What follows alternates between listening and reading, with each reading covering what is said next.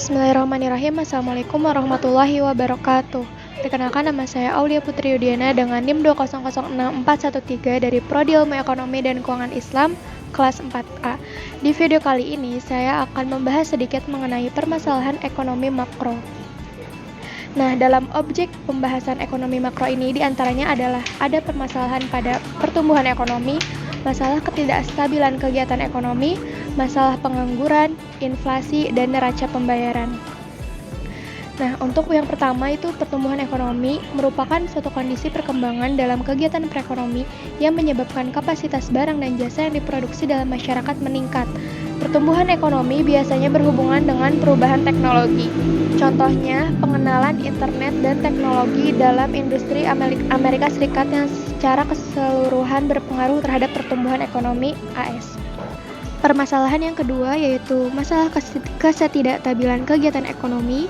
Dalam sistem ekonomi bebas atau ekonomi pasar, kegiatan ekonomi seringkali pasang surut, dan kadang pertumbuhan ekonomi itu berjalan cepat, lambat, atau bahkan merosot.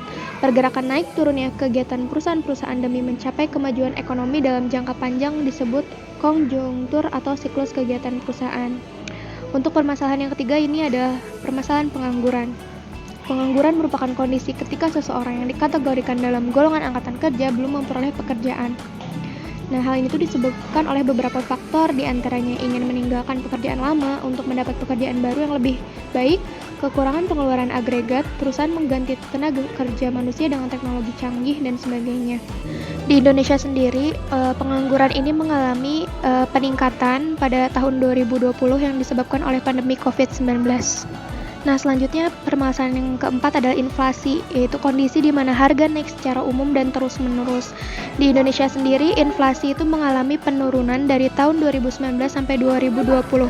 Meskipun pada tahun 2020 Indonesia mengalami pandemi COVID-19, tetapi inflasinya malah turun. Dan untuk permasalahan yang terakhir adalah masalah neraca perdagangan dan pembayaran.